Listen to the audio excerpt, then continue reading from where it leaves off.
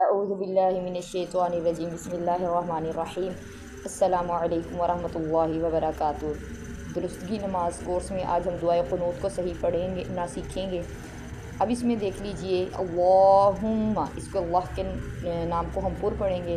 انا، اس کو اکثر لوگ اللہم انا نستعین کا پڑھتے ہیں، جبکہ انا میں الف مدہ ہے، اس کو لمبا کریں گے۔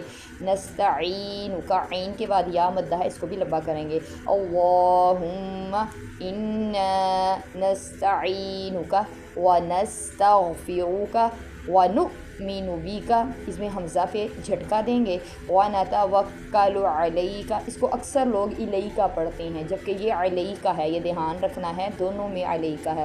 ونثنی علیک الخیر ونشکوک ولا نکفوک ونخلع ونترک من یفجرک اللہم ایاک، ایاک نہیں ایاک نعبد، اس کو نعبدو نہیں پڑھیں گے، نعبد ولک نصلی ونسجد والیک نسعی۔ یہاں دھیان رکھیے گا کہ یہاں الیکا ہے اور وہاں علیکا ہے۔ علیکا کا مطلب ہے آپ پر اور الیکا کا مطلب ہے آپ کی طرف، تو یہ دھیان رکھنا ہے، لفظوں کو ٹھیک ادا کریں، معنی غلط ہو جاتے ہیں۔